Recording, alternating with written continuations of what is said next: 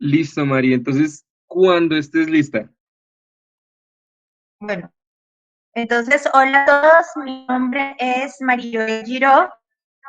Yo soy ingeniero geólogo de la UPTC de Sogamoso, Boyacá. Tengo una especialización en ilustración y por los años que llevo trabajando ya me considero ilustradora científica, ya que cerca de un 80% de mi trabajo actualmente está dedicado a ello. La charla que voy a presentar hoy se llama Devónico Medio de Floresta, Boyacá, un estudio de caso de patología social desde la ilustración científica. Vamos a comenzar. Floresta, Boyacá, es un municipio que está ubicado más o menos a 3 a 4 horas de Bogotá, partiendo desde el norte, desde el terminal del norte. Ahí pongo un mapa pequeñito, me voy a centrar más en la historia. ¿Qué tiene fascinante Floresta? Floresta no solamente tiene fósiles, que es algo por lo que se conoce comúnmente. Floresta era parte de los sitios en donde era seleccionado el cacique Sugamuxi. Tiene hallazgos arqueológicos, tiene los 3 tipos de roca, tiene diferentes yacimientos minerales y además es una ciudad preciosísima con una arquitectura espectacular. Lo que estamos viendo acá es simplemente una ficha que nos ilustra un fósil real, una ilustración y un detalle de uno de los fósiles que se encuentran allí. Esto nos permite darnos cuenta de la exuberancia de los fósiles y la calidad en la preservación de los mismos, ya que estamos hablando de un periodo más o menos entre 350 y 380 millones de años atrás. Esta es una imagen en donde quisiera mostrarles que Floresta pues ya es reconocida en diferentes partes del mundo, no solamente por su geomorfología, como los estoraques que ustedes ven ahí, o los valles intramontanos que presenta, o diferentes rasgos de la superficie que tiene, incluidos cristales, o sea, Floresta tiene absolutamente todo, pero lo más llamativo son los fósiles. Entonces, lo que ustedes ven a la izquierda son souvenirs que se regalan en el Servicio Geológico Colombiano. No sé si todavía hayan de estos, fotos que ustedes pueden encontrar en internet y algunos esquemas que se encuentran en la página del Servicio Geológico Colombiano. Estaba contando cuáles son los atractivos de Floresta, Boyacá en cuanto a la parte geológica y arqueológica y natural. Entonces vamos a empezar con la parte de la paleontología social. Quise tener en cuenta la línea de tiempo por la experiencia que tuve allá y quisiera comenzar con este proyecto. MUJAI quiere decir Museo Geológico de Arte Infantil. Yo me gradué hacia el año 2003, pero entonces yo llevaba muchos años yendo a Floresta. Cuando iba a buscar fósiles sola, inicialmente iba como estudiante en el grupo universitario, me daba cuenta que la gente pensaba que estaba buscando esmeraldas o pues que estaba como loca porque yo me pasaba todo el tiempo arrastrada en el suelo buscando piedritas. La gente se acercaba a hablarme muy curiosa o algunos tenían mucha desconfianza y se acercaban muy prevenidos para saber qué era lo que estaba haciendo porque no lo comprendían. Ahí fue cuando me creció la curiosidad y empecé a pensar que yo tenía que hacer algo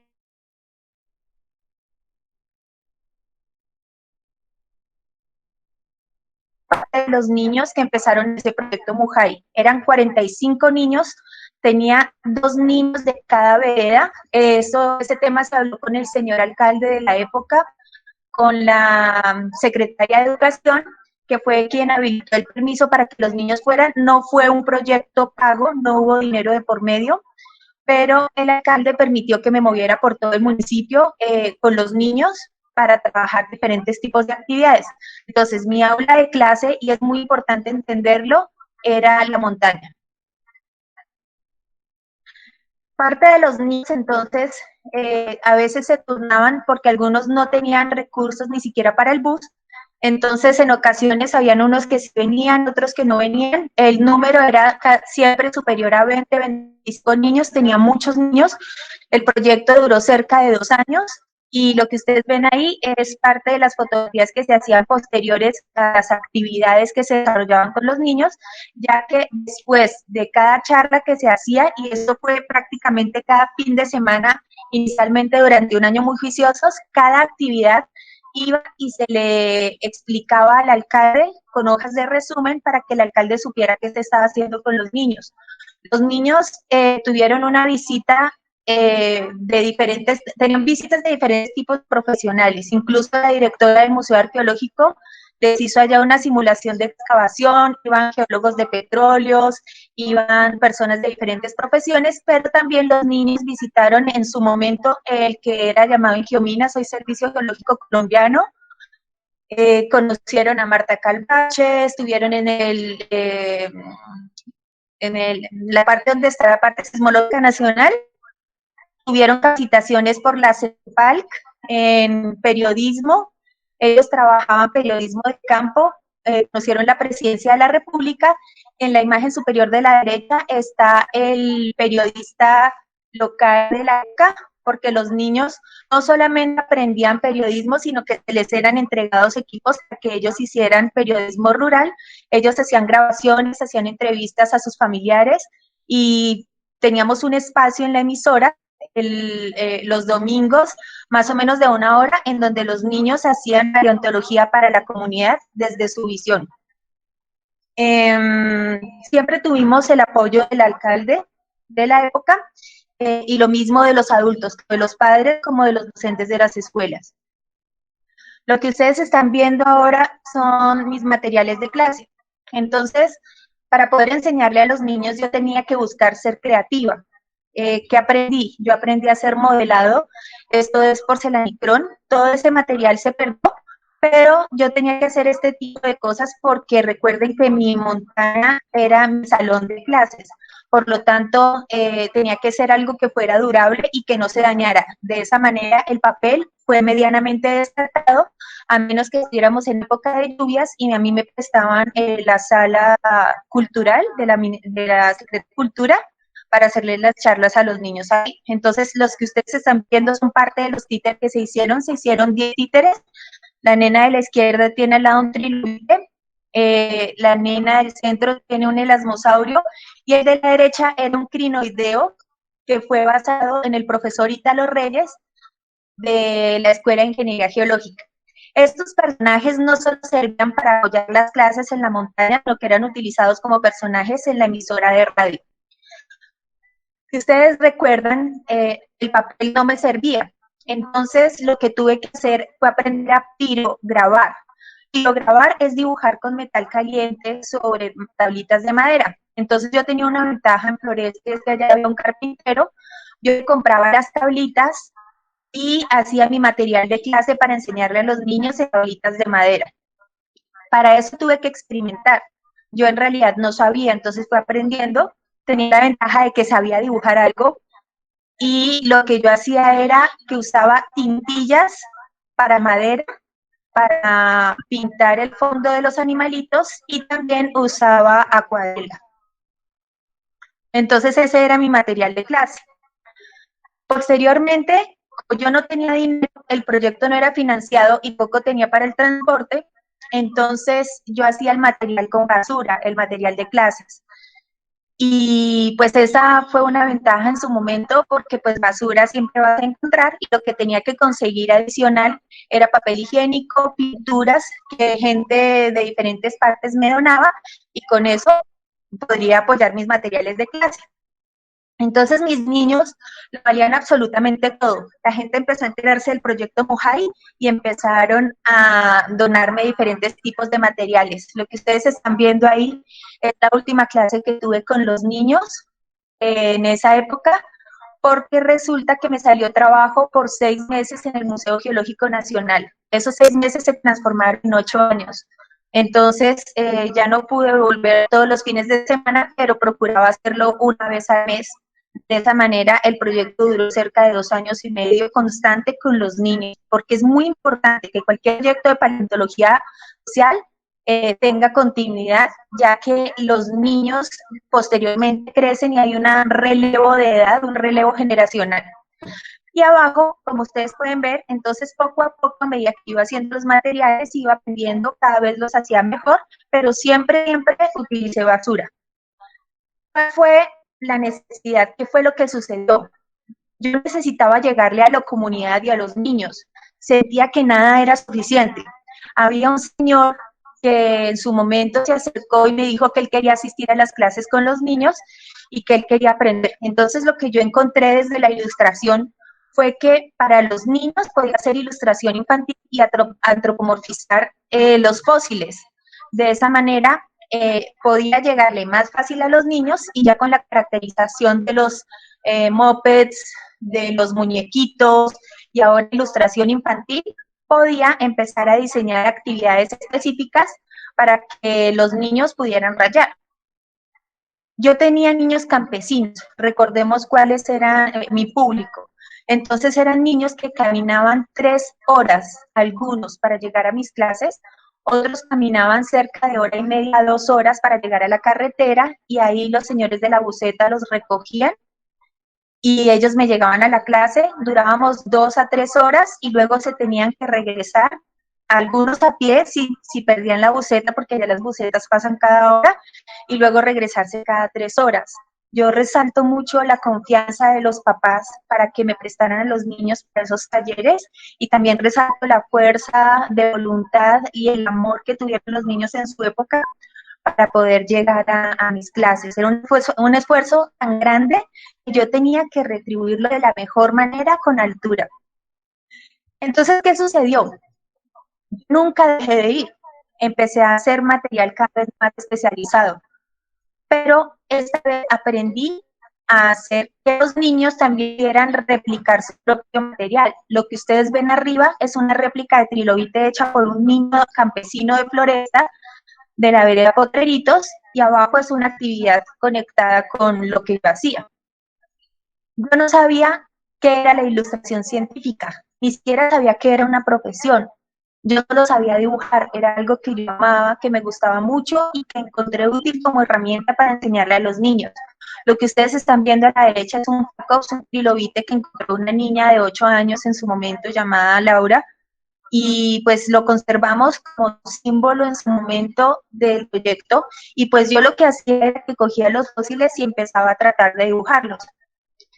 Yo nunca había tomado clases de dibujo, entonces lo que ustedes ven a la izquierda es una de mis primeras para ilustraciones.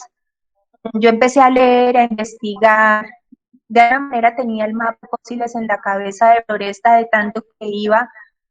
Es algo que se reproduce en tu cabeza. Yo soy una persona totalmente obsesionada con el devónico medio, es algo que me gusta mucho y lo bonito de todo este proceso es que me equivoqué demasiado porque yo estaba tratando de esforzarme para enseñarle a la gente, pero también me estaba dando cuenta que yo tenía que aprender que era algo muy serio, porque que tú le enseñes a campesinos, o le enseñes a niños, o le enseñes a personas que no tienen conocimiento paleontológico, no quiere decir que el material que tú les entregues en ilustración sea algo básico y sin contenido técnico. Entonces lo que muestro a la derecha es un Botriolepis, que en cuanto a ilustración, el de arriba está muy bien, pero en la parte de abajo, como yo no tenía conocimientos en su momento, lo hice mezclado con el arrecife y pues metí la ilustración y el dibujo es muy lindo. En esa época yo no sabía dibujo digital, por lo tanto yo sé que en este momento lo puedo extraer, lo puedo cambiar de ambiente y lo puedo reutilizar. Aquí está parte del proceso que hice. Esa ilustración me parece muy linda porque yo no sabía tampoco de papel y es algo que uno aprende cuando es ilustrador científico. Uno aprende tanto de materiales, de esferos y todo de soportes. Y yo esa vez lo hice en un material que era como un propalcote, lo hice en la parte de atrás y lo hice con lápices Cretacolor, porque pues eso sí, yo siempre he tratado de comprar los mejores lápices y pues en esa época lo hice con un HB. Y abajo, pues lo que ustedes ven son fotos reales de fósiles sacados del yacimiento. ¿Cuál era la ventaja que yo tenía como paleoilustradora en su momento sin saber que yo lo era? Uno, trabajaba en el Museo Geológico Nacional y tenía a mano las colecciones. Entonces mis horas del almuerzo y mis horas libres las dedicaba a mirar fósiles y a estudiarlos. Dos, tenía cerca científicos con colecciones privadas de libros y pues mm, aunque suene raro, pues yo no tengo mucha vida social, me gusta mucho leer, entonces mis ratos libres los dedico a leer y a estudiar. Entonces, en mis ratos libres me la pasaba buscando en internet literatura, ilustraciones, libros, artículos, todo para tratar de entenderlo mejor. Entonces, el de la derecha, por ejemplo, lo hice basada en la ilustración de Karen Carr, una paleilustradora. Algo que aprendí también en el proceso es que los ilustradores son personas muy lindas. Entonces yo les escribía a todas partes del mundo y ellos me contestaban. Abajo lo que vemos son otros intentos de ilustraciones. Entonces, en mis ratos libres, lo que yo hacía era tratar de ilustrar. Luego, en una conferencia, vi a Mario Moreno, es un geólogo de la Universidad de Caldas que hizo la maestría en Lieja sobre el Devónico superior de Floresta, que es otro tipo de ambiente. Entonces él ahí describía los lepidodendron, las arqueopteris, licopodios, diferentes tipos de vegetación y diferentes tipos de ambientes. Y pues me pareció súper fascinante. Ya de por sí yo estaba enamorada del paleozoico, pero entonces lo que empecé a hacer fue tratar de empezar a reproducir de nuevo la vegetación de la época y aunque el de la derecha es un crinoideo, empecé a conocer que dentro de la ilustración científica uno no tenía que ser tan rígido y tan plano, sino que también podía ser algo dinámico y en movimiento. Entonces, yo todo el tiempo devoraba y devoraba y devoraba libros, imágenes, lecturas, artículos. A eso dediqué y dedico gran parte de mi día y eso me ha permitido aprender muchas cosas, tener diferentes perspectivas. Posterior a eso, entonces, decido entrar a estudiar ilustración, porque yo era la chica que dibujaba, pero una cosa es ser la niña que dibuja o la niña del museo que dibuja, la niña que trabaja con gente, el geólogo tonto en su época que trabajaba con personas que no entendían nada, no. A mí me preocupa mucho la gente, me preocupa mucho la comunidad y por eso me decidí a estudiar también una especialización en ilustración. Y mi proyecto de grado fue precisamente crear ese ambiente. ¿Yo qué quería? Quería crear una ilustración donde la gente de allá de Floresta era su ambiente marino, que fuera relacionado con estudios científicos técnicos y que fuera aplicable para que los docentes en las escuelas rurales de la localidad pudieran utilizarlo en su material de clase, pero que tuviera un plus, y era que ese lenguaje visual sirviera a líderes comunitarios y artesanos para que en vez de extraer los fósiles, destruirlos o venderlos, generaran artesanía que les permitieran tener desarrollo local comunitario y que en sí mismas sirvieran como material didáctico o para socializar y hacer más común los fósiles de floresta. Entonces acá está el fundamento de estudio, puedes hacer el mar, se tenía en cuenta que los fósiles siempre estaban en contacto permanente con la comunidad, habían cosas muy bonitas que uno encontraba y era que ellos pensaban que eran producto del diluvio universal. Entonces, en todas estas conversaciones que se desarrollaron a lo largo de 2 años y medio y en posteriores años, porque nunca perdí el contacto con la comunidad y siempre estaba ahí, aún hoy sigo yendo allá, la gente empezó a cambiar el conocimiento y empezó a cambiar la perspectiva de esa persona extraña que siempre llegaba a hablarles de cosas raras. Pero, ¿cuál era el enlace para llegarle a la comunidad? Los niños, los profesores y los líderes locales. Entonces, de esa manera fue que yo encontré la forma de llegar. ¿Qué quería yo en mi tesis? Quería un banner para que fuera puesto en una valla grande hecha por los artesanos de la zona y que permitiera a las personas identificar sus montañas con el mar y a los turistas o a las diferentes personas que llegaran darse cuenta de la preciosura que era Floresta hace tantos millones de años. Finalmente eso se transformó en un banner portátil que tú puedes enrollar y puedes llevar de colegio en colegio, de escuela en escuela. Otro producto de mi tesis era una cartilla pequeña, como un manualito de bolsillo, que fuera plegable en donde tú pudieras encontrar información de los fósiles y las ilustraciones que los representaban. Y el tercer componente de mi tesis era hacer réplicas de animales.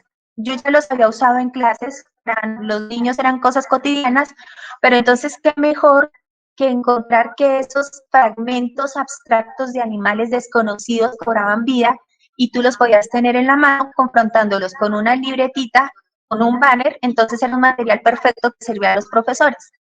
Ahora, yo encontré siempre inconvenientes para desarrollar mi proyecto, lo cual me hizo pensar que mi documento tenía que ser para ilustradores, que no fueran ni biólogos, ni geólogos, ni paleontólogos, y para geólogos, paleontólogos, biólogos y aficionados que no fueran ilustradores. De esa manera nos permitiría a todos aprender juntos. Bueno, entonces cuando tú haces una ilustración científica debes ser muy juicioso con los nombres que tú seleccionas. Eso ya lo hablé en una charla anterior que tuve, la pueden encontrar en mi Facebook. Yo solamente he dado como 3, entonces la primera, en donde explico cómo era que se hacía, o creo que es en la segunda. Aquí lo que estamos viendo es como los nombres, tal cual, de los organismos, y pues yo los había clasificado por géneros y por familias, pero pues lo importante era saber que estos eran los organismos que yo de alguna manera mejor identificaba, conocía allá. La sustentación de mi tesis, ¿cómo fue? Yo pedí en la universidad que mi sustentación fuera tipo museográfico, por el tipo de aplicación que tenía este proyecto en particular. Lo que ustedes están viendo al fondo es el banner.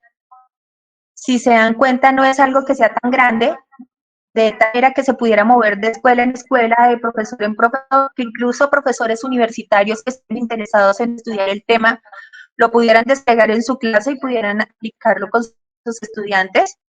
La sustentación de fósiles reales, lo que ustedes están viendo es el pliegue, la libretita portátil, libros que yo usaba para trabajar con los niños en el colegio, y pues lo que está a la derecha, que están marcados en negro, son los bocetos a lápiz de los diferentes organismos. A la izquierda, en la foto inferior, ustedes ven otra réplica del banner y ven el libro del centro azul con el manual pequeñito. Se regaló uno a la Alcaldía Municipal de Floresta para que se lo pasaran a los niños. Una de las libretitas pequeñitas que se la regalé a uno de los líderes locales ya. ¿Qué componentes tiene mi tesis? Para las personas que quisieran en algún momento mirarlas. Tú tienes como todo el proceso de paleontología social que se desarrolló desde el 2004 hasta el 2014, o sea, cerca de 10 años paleontología social.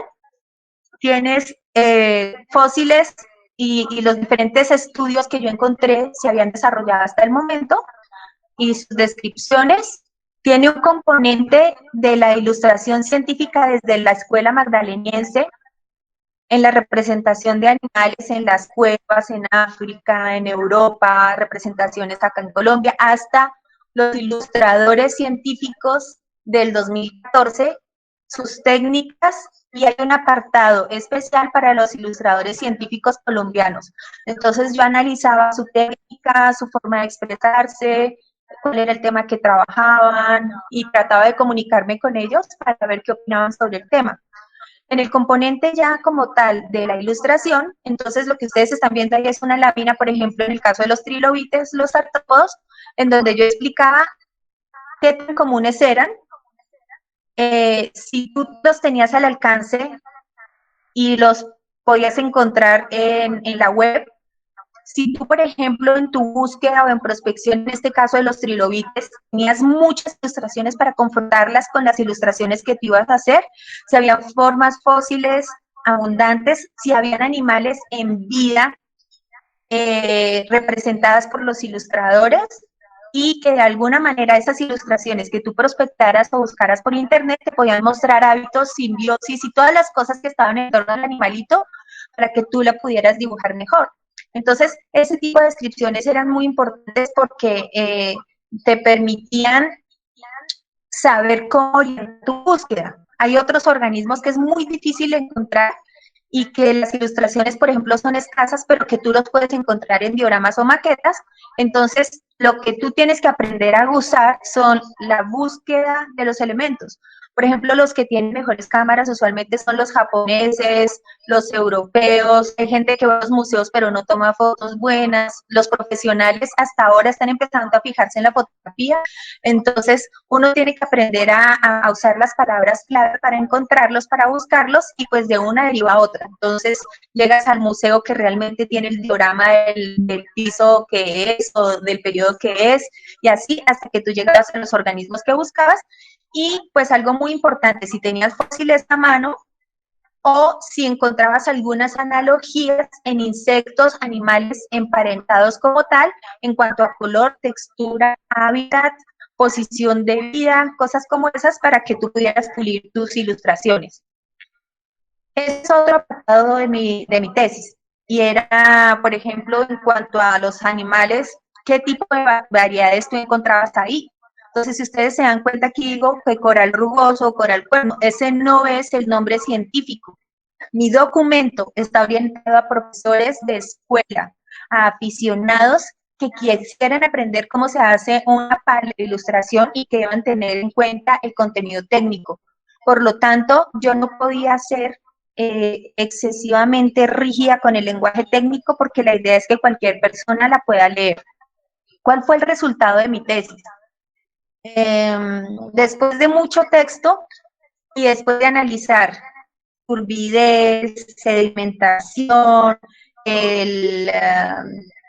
la gama de azules, que la transparencia y todos estos componentes, y ayudada por amigos biólogos que me decían, mira, que estos organismos necesitarían tal cantidad de luz, podrían desarrollarse de tal manera, no sé qué.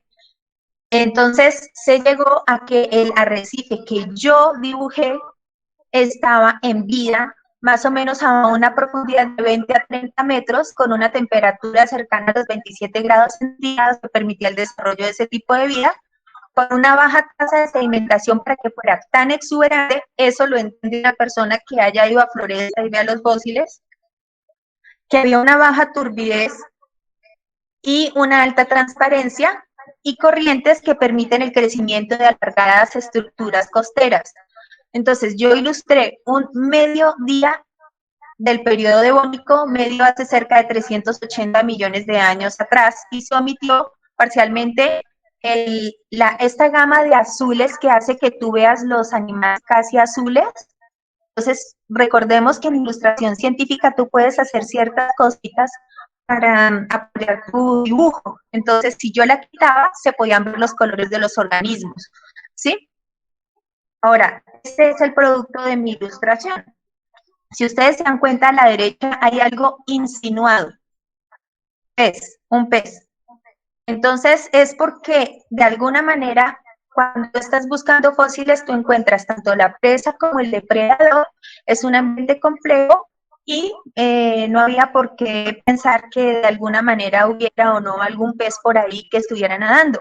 En ese momento yo no conocía ciertos otros estudios.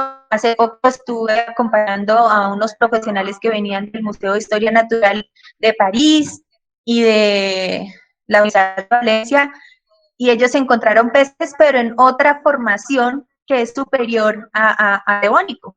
Pero qué caray, puede que hubiera o no hubiera, entonces tú pones como algo y de alguna manera como que sí, como que no puede existir. Ahora, ¿por qué la rigurosidad con el rayo de luz? Mi director de la tesis de ilustración en cuanto a la parte técnica es un cubano llamado Enerdo Martínez. Y él era supremamente exigente en muchísimas cosas relacionadas con cualquier objeto, cualquier detalle que estuviera en la ilustración. Y ya les quiero mostrar una complejidad que yo tuve en mi proyecto de grado. Estas son las fichas, en algún momento alguien me había preguntado cuáles eran.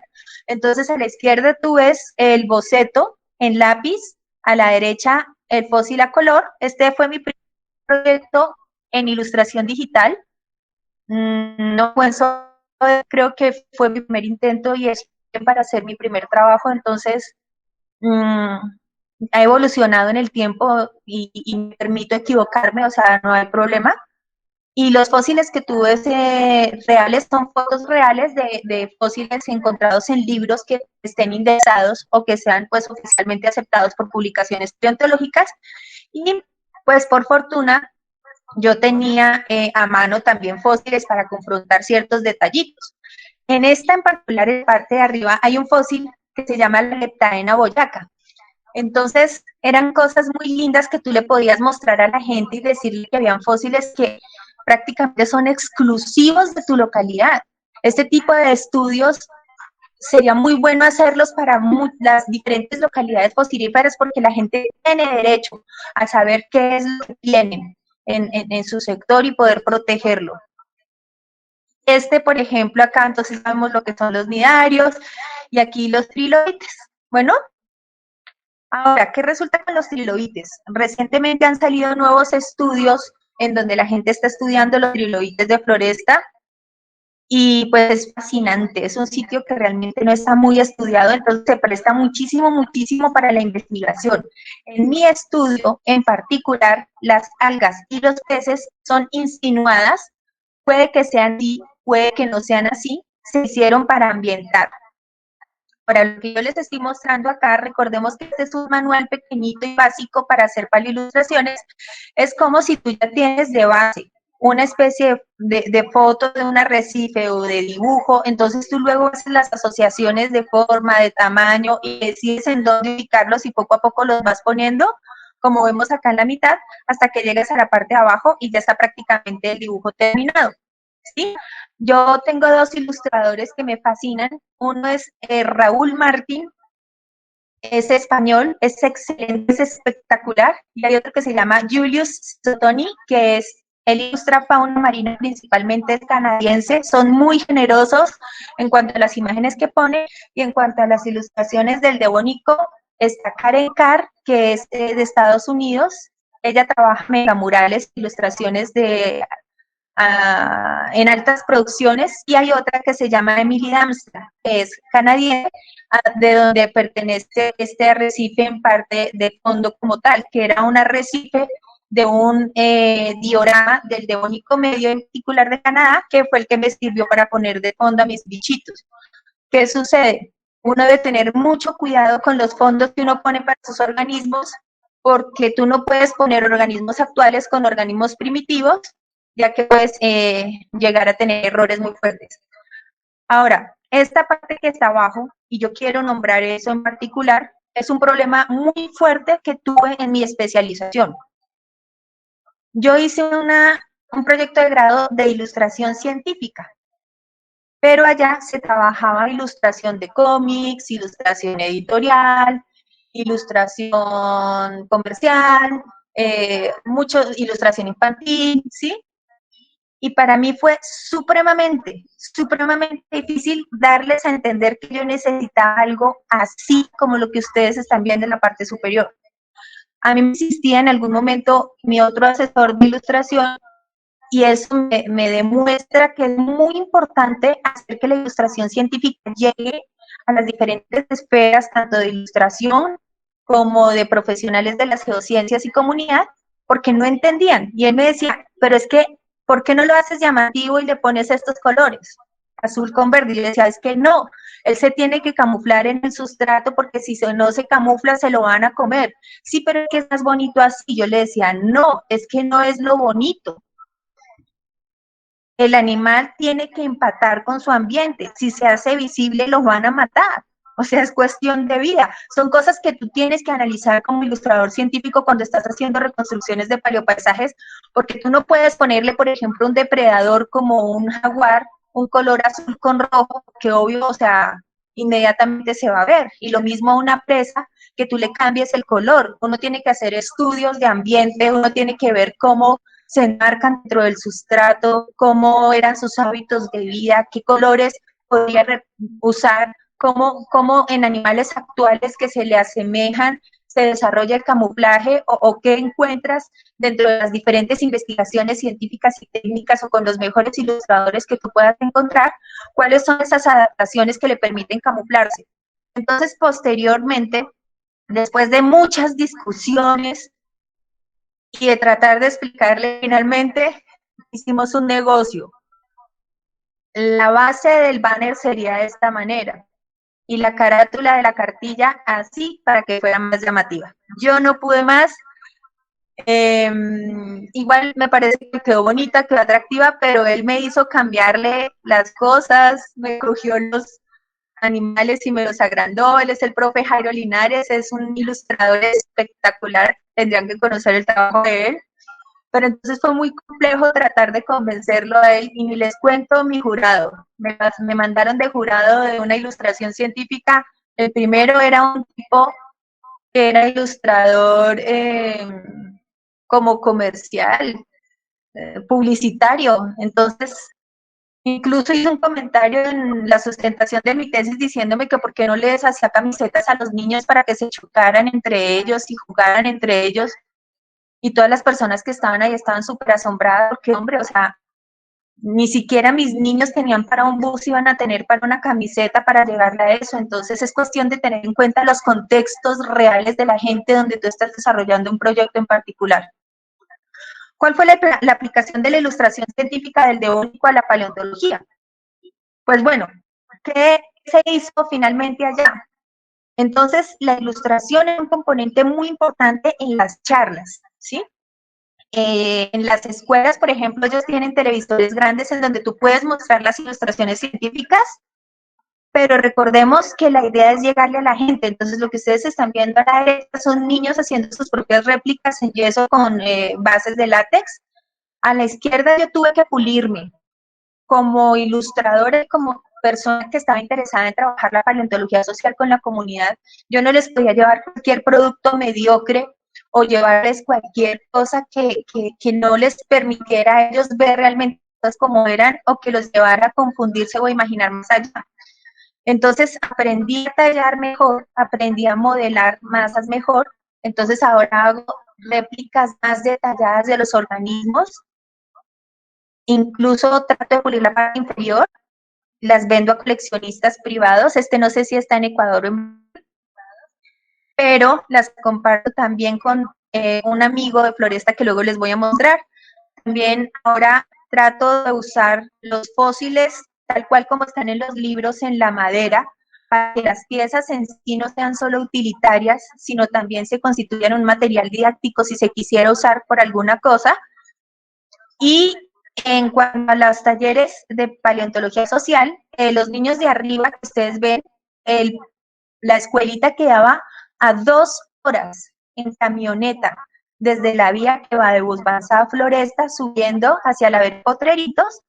Abajo en la imagen de la mitad, estudiantes de la Pedagógica Nacional empezaron a dictar talleres para enseñarles sobre fósiles a geólogos en congresos. Y a la derecha, abajo, es un taller para madres cabeza de hogar o madres comunitarias que también podían compartir el conocimiento. A mí, ¿qué me sucedió como tal? De estar siendo una estudiante que iba a visitar un pueblo, me obsesioné totalmente con la ilustración científica y hoy es mi medio de vida. He tenido que estudiar mucho, leer y no parar de leer porque esto es algo que tú renuevas cada día de tu vida. Para ser mejor no solo es estudiar, sino también equiparte. Entonces, pues ahora tengo que comprar equipos, materiales, constantemente estudio diferentes técnicas y nada de eso, absolutamente nada hubiera sido posible si no es porque yo tengo a este señor que ustedes ven acá. Se llama Luis Antonio Becerra, líder comunitario allá, carpintero. Él antes hacía figuras para iglesia y él hace fósiles y es la persona más preciosa del mundo, abierta al conocimiento, curioso total. Entonces, las ilustraciones que ustedes están viendo abajo en la madera son ilustraciones de él, que ha ido puliendo con el tiempo. En algún momento, estos muñequitos de lana los hacía la mamá de una chica en la Universidad Nacional que hoy tiene doctorado y trabaja patrimonio paleontológico, Estefanía Salgado, una señora divina que cada vez que se iba a sustentar cualquier cosa de paleontología social hacía animalitos como estos para llevárselos a la gente y los vendía. Y estos son diferentes productos resultado de la curiosidad de este hombre líder comunitario que todas las personas deberían tener a mano cuando se trabaja este tipo de temas. El de arriba es un caracolito que hice en algún momento y se fue para Estados Unidos. ¿Cuáles son entonces los resultados también?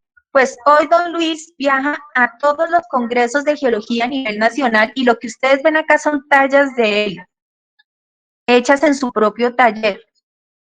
Los bocetos de él para trabajarlos son espectaculares, son piezas muy cuidadas en su elaboración. Yo pues finalmente, siguiendo estudiando, he ido puliendo y pues para finalizar esta charla es que esta tesis como tal es replicable a cualquier yacimiento paleontológico, a cualquier tipo de comunidad. Los niños y las comunidades tienen el derecho de saber qué es lo que tienen en los territorios con un buen material construido específicamente para ellos. Y pues en Floresta se terminó haciendo el museo de la vida en Floresta, que ya funciona. Hay proyectos de tesis de grado de la UPTC, de la Universidad de la Pedagogía, de la UPTC, perdón, relacionados con ilustración científica, con paleontología social, y son temas que ya actualmente se están tocando. Ese es mi tema de trabajo. Muchas gracias a todos.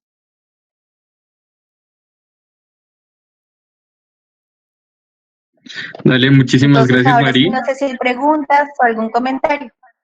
Si alguien tiene una pregunta, por favor, escríbala por el chat, por favor. Muchas gracias, Mari. Ok, ahí está Luzmín Torres, que dice que pertenece a la Asociación Museo de la Vida de Floresta. Los felicito a todos ustedes porque han tenido un proceso maravilloso. Van a varios congresos con representación de don Luis, tanto de biología como de geología, y dan talleres allá en el municipio. Don Luis también es guía de los grupos universitarios que llegan a Floresta. Listo, creo que no hay preguntas, Mari, así que Bueno, nuevamente te agradezco muchísimo por la charla y para recordarles a todos que pues tenemos nuestra siguiente sesión el próximo viernes a la 1, a la misma hora. Diego, listo. Vale, muchas gracias. bueno, vale, gracias.